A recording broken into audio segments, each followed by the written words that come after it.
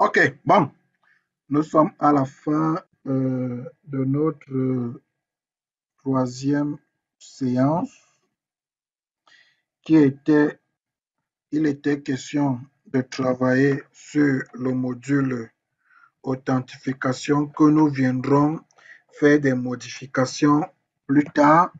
On peut même faire d'une pierre, comme j'aime souvent dire, 40 coups,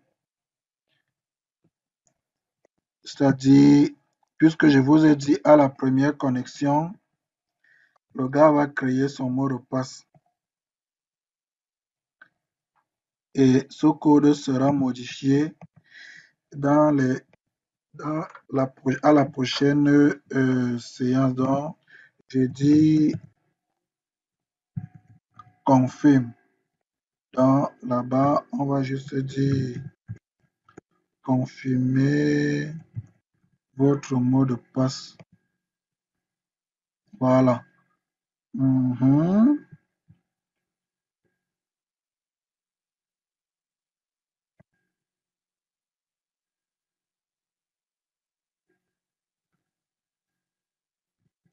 On va dire à nouveau votre mot de passe. Voilà. Donc, ne vous inquiétez pas. La prochaine séance, on va s'atteler ici. Alors, je reviens donc avec mes affaires. Je centre. C'est bon.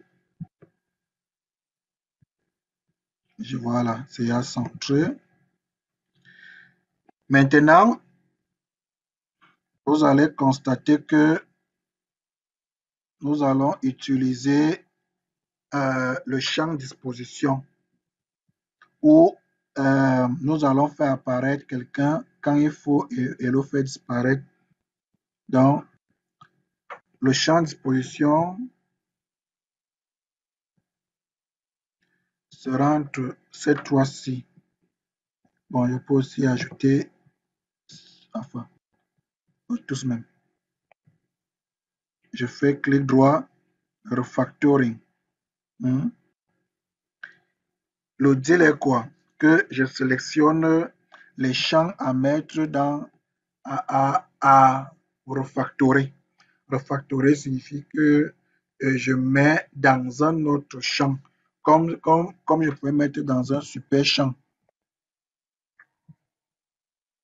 Donc, je dis, bon, je peux dire login, hein, et c'est ce champ que je masque.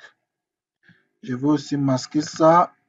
Ça signifie que notre code, lors de la prochaine séance, sera modifié. Nous allons utiliser le principe de Google. Vous allez voir, je vais exécuter. Vous allez voir ce dont je vous dis. J'exécute. Voilà. C'est le principe de Google. Excusez. Je ne sais pas pourquoi celui-ci s'affiche comme si je donne l'autorisation. Vous voyez, c'est le principe de Google. Le principe de Google est le suivant. Je saisis mon adresse email, je valide et si mon numéro de téléphone est OK, la suite est devant. Donc, c'est ce que nous allons faire. Et c'est ce principe qui est le principe de l'heure. Je commence par vérifier le nom utilisateur et après, je viens vérifier le mot de passe et ainsi de suite. Donc, et à la prochaine séance, soyez attentifs parce que c'est une partie un peu délicate que j'amène déjà les utilisateurs, mes apprenants à, à, à mieux manier cela. Donc, c'est juste une petite précision avant de faire un récapitulatif. Il était question pour cette séance de travailler sur le module authentification. ce qui a été fait. Nous avons créé notre interface. Il est vrai que nous sommes venus le modifier par après.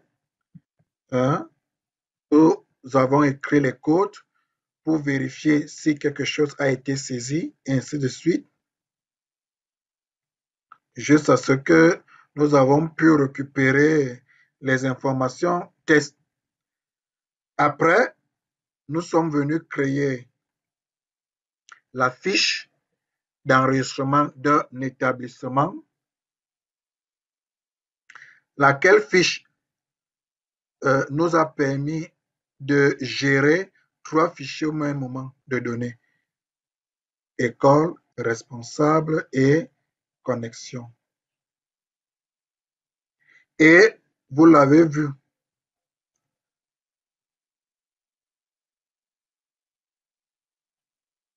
on a commencé par vérifier s'il n'y a pas un doublon. Hmm.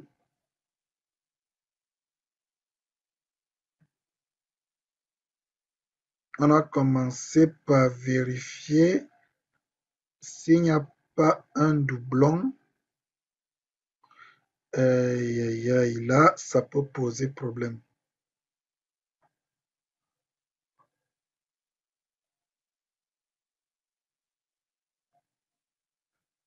Ça peut, bon, on va voir plus tard. On a commencé par vérifier ça, plus le numéro de téléphone, et nous avons fait un H enregistre. De H enregistre, et je vous ai dit que c'est l'oracle. H enregistre ajoute quand il faut ajouter, si l'enregistrement n'existe pas. Et retenez que quand c'est H enregistre, vraiment, il vérifie. Il va vérifier ça, ça et ça. C'est 3, c'est 4 même. Bref, il vérifie tout. Donc, quand vous m'avez suivi, dit il y aura un problème, on va gérer ça à la prochaine séance. Voilà. Donc, voilà. Après, nous avons lu l'enregistrement en cours qui nous a permis de récupérer l'ID récemment créé. Maintenant, alors, on veut aussi faire ceci. Soit on ajoute le responsable, soit il est modifié. Soit on le modifie. Parce que le responsable peut être muté, affecté. Il faut venir faire la mise à jour pour que euh,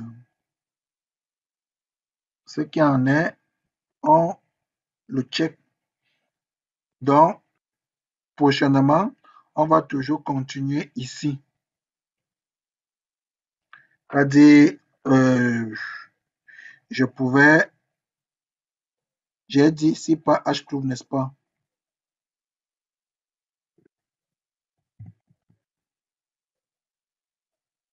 Sinon,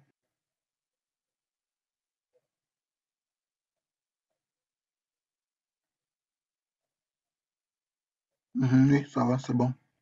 C'est bon. Ça marche. On va juste le désactiver, c'est bon. Voilà. Et là, il y avait un souci. Pourquoi? Parce que le développeur peut créer le compte d'un établissement. Hmm. La prochaine séance, nous allons mettre, nous allons afficher la liste, la liste des établissements créés qui est visible rien que pour le super admin. Pourquoi? Parce que l'administrateur de l'établissement ne voit que les informations de son établissement et ne voit pas les autres informations. C'est ce que nous allons faire. Donc, voilà un peu ce que nous avons fait aujourd'hui. S'il y a des questions, vous pouvez désactiver votre micro, vous posez votre question à vous, le micro. Je vous écoute.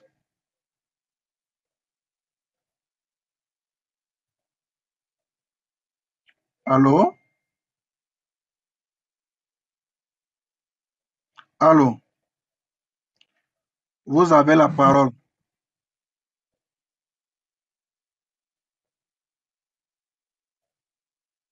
Bon, si vous ne pouvez pas parler et que vous avez un problème de micro, vous pouvez envoyer votre question au niveau de la discussion. Ok, oui, bonjour.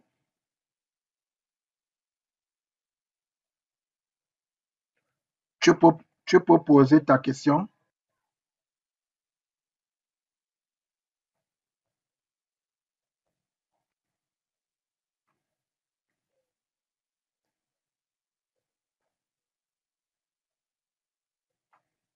Ok, je comprends. Mais tu peux poser ta question par écrit. Si tu en as.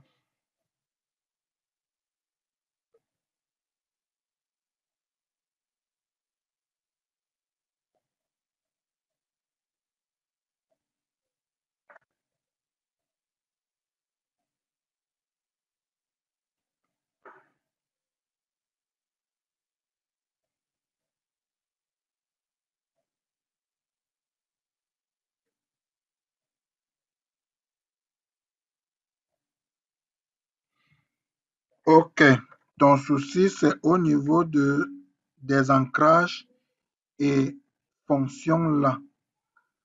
J'ai pas bien compris ta deuxième préoccupation. Est-ce que tu peux très bien élucider? Ancrage, j'ai déjà compris. Maintenant, trop de nouvelles fonctions. Ok, c'est bon. En fait, c'est le niveau fondamental.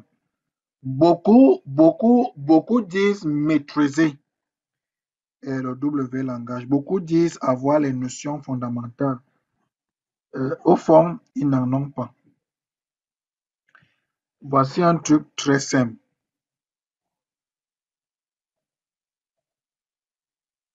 Un truc très simple. Voilà, vous voyez, j'ai écrit H, HLI Recherche. Je vous ai dit que HLI Recherche permet de se balader dans le fichier. Maintenant, si toi, tu vas avoir une explication très poussée, qu'est-ce que je fais? Je pose mon curseur au niveau de HLI Recherche, je fais F1. On va patienter.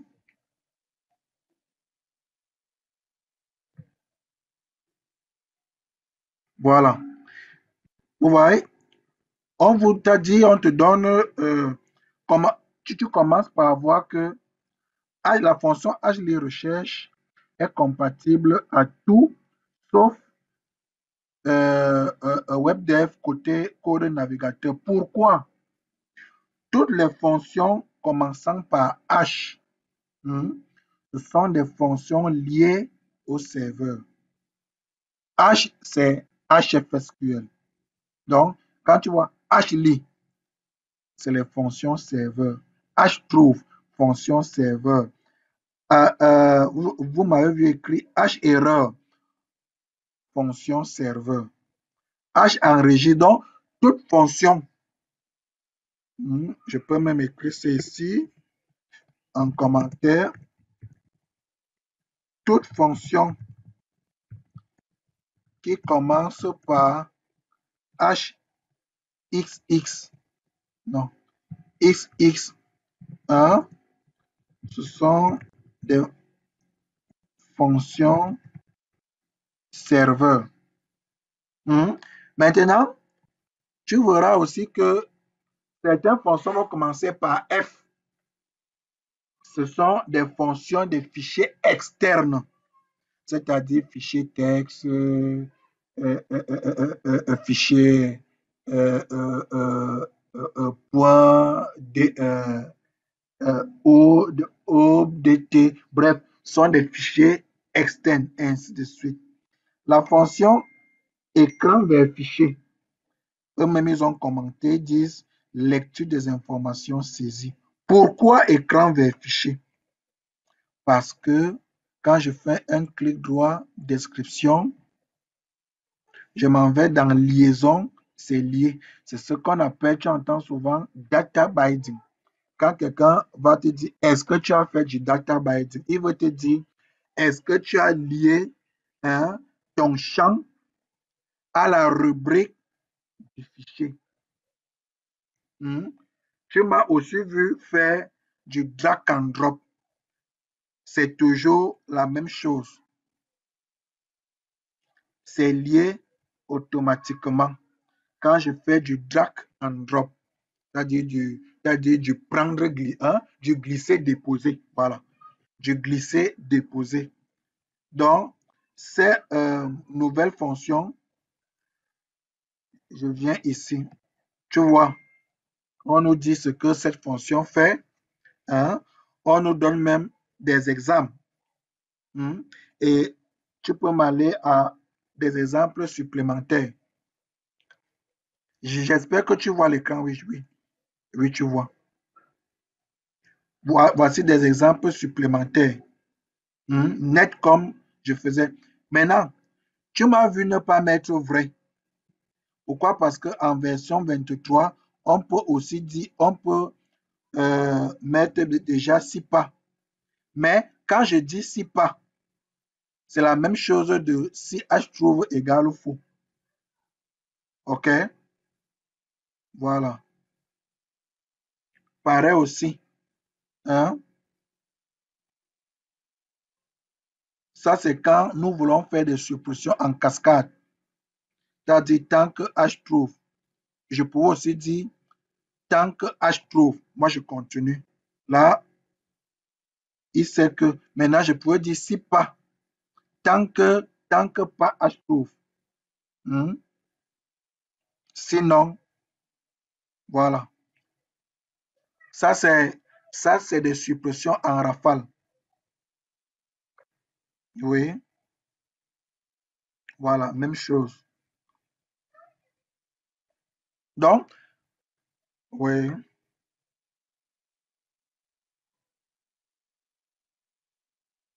ok, ok. L'adresse, je vais me rappeler cela. C'est-à-dire l'adresse de la playlist qui a tout ça. Parce que je me suis rendu compte que si je mets euh, chaque lien, non, ça devait vous embrouiller mieux. Je vous donne l'adresse directe de la playlist que tu peux copier quelque part. Tu peux la copier quelque part. Là, tu sais que chaque fois, voici cette adresse. Chaque fois, voici cette adresse. Hmm. Donc, ça, je vais le faire tout de suite.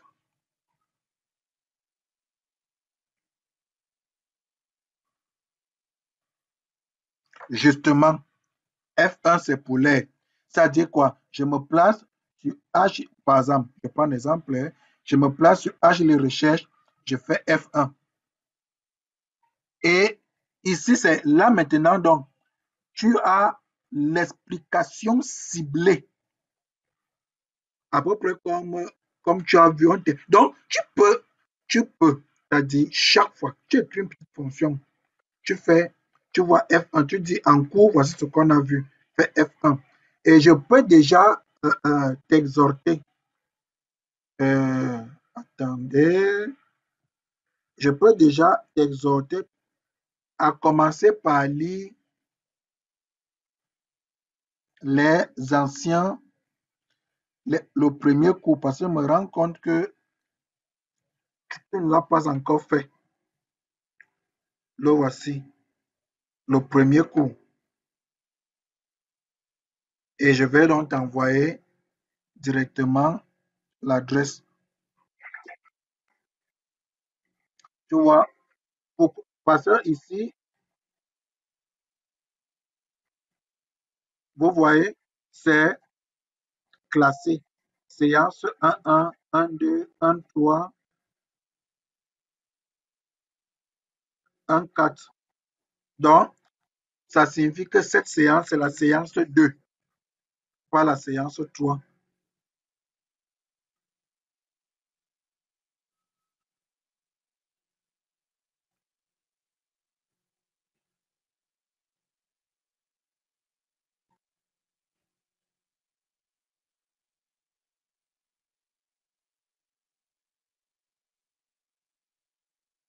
C'est bon, tu vois. Signale-moi si tu vois, tu lèves la main.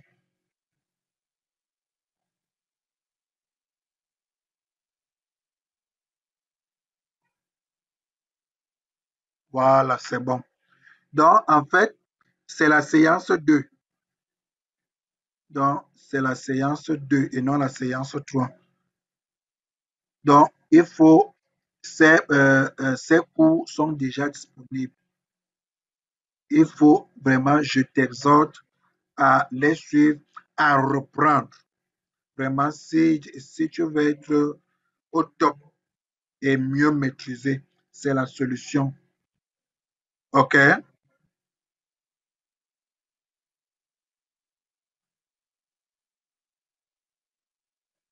Voilà. Donc, je t'envoie directement le lien.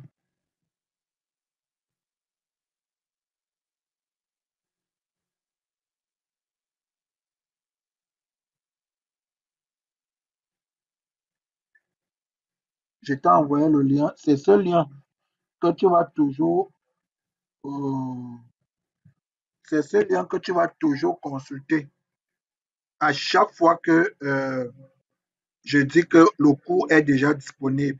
C'est le lien là que tu vas toujours consulter. OK?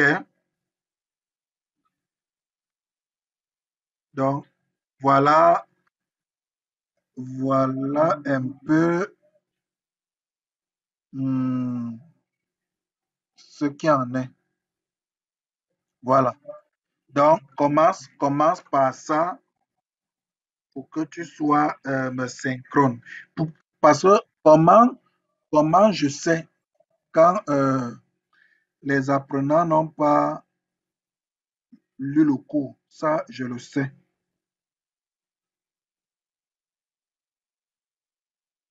Tu vois? Mais bon, c'est parce qu'ici, voilà. Ici, par exemple, oui, je sais que c'est l'autre étudiant qui n'est pas là qui avait lu. Oui, les autres étudiants, ils sont 5. Plus toi, ça fait 6.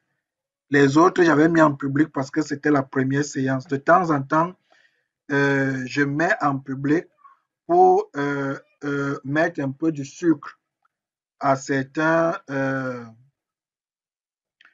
à certains apprenants qui viennent de découvrir ou bien qui veulent se faire former. Donc, voilà un peu, grosso modo,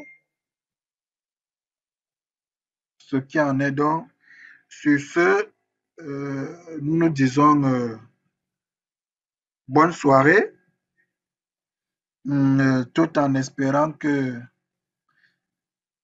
tu vas te mettre au travail et regardons la prochaine séance. À quand la prochaine séance? La prochaine séance, c'est